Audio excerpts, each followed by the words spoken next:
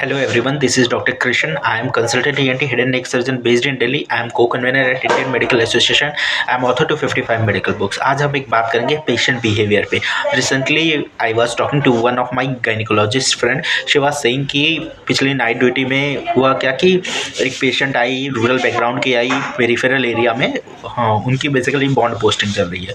सो जो MS के बाद 3 साल की बॉन्ड पोस्टिंग होती है, तो शी इज़ डूइंग, और उन्होंने बताया कि शी वाज डूइंग हर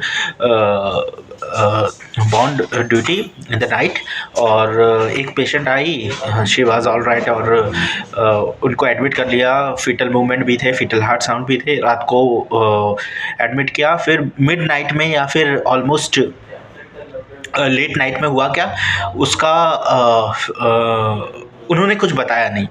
फिर सुबह डॉक्टर आई, सुबह देखी डॉक्टर अर्ली मॉर्निंग, तो उनका फीटल मूवमेंट बिल्कुल नहीं था, हार्ट साउंड नहीं था. उन्होंने प्रॉपरली लोकेट किया, फिर डॉपलर्स, फिर USG से देखा डॉपलर से, तो भी फीटल हार्ट साउंड नहीं था. फिर पेशेंट से पूछा कि बच्चा आपका घूम नहीं रहा है क्या, तो बोली हाँ रात में 1 बजे से ही घूम नहीं रहा है.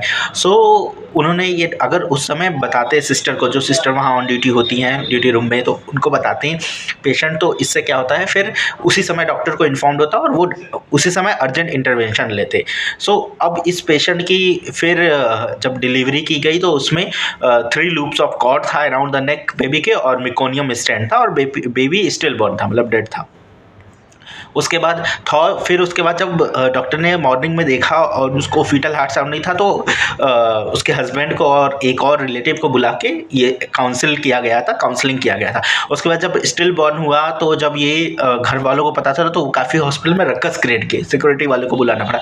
सो एक what lesson as a patient we are getting from this. आप कुछ भी हो प्रॉब्लम, स्पेशली अगर आप हॉस्पिटल में नहीं हो तो यू शुड रीच हॉस्पिटल. अगर आप हॉस्पिटल में हो, लेट नाइट है, तो आप इन्फॉर्म करो, आप चुपचाप नहीं रहोगे. क्योंकि किसी भी प्रेग्नेंट लेडी को पता होता है, इवन वो प्राइमी है, मतलब फर्स्ट उसकी प्रेगनेंसी है, तो भी उसको पता रहता है कि अगर बेबी नहीं घूम रहा है, इट्स अ ऑब्वियस साइन कि बेबी का कुछ तो है, कुछ बुरा है, मतलब डेथ हो सकता है, बेबी की डेथ हो गई या कुछ भी है. तो अगर बेबी या तो सीरियस है या तो some distress is there, then also we can do something for saving the life of the baby. तो ये चीज़ अगर आप उसको करोगे तो नुकसान होगा. तो कई बार आज के being a medical legal expert I can also say this कि होता क्या है, पेशेंट आज कल क्या होता है, कुछ भी चीज़ होता है, आप अपनी ड्यूटी नहीं भूल रहे हो, लेकिन आपको राइट्स बहुत अच्छे से पता है. सो आपको राइट्स पता है, नो डाउट राइट्स आपको पता होना चाहिए, आपको अपनी राइट के लिए बोलना भी चाहिए, बट एक वे होता है. दूसरा चीज़, आपको अपनी ड्यूटीज़ भी पूरी करनी चाहिए. अगर आप अपनी ड्यूटीज़ नहीं की हो तो कोर्ट भी इसको एक्नॉलेज करता है. फिर आप अपनी राइट्स कैसे मांग रहे हो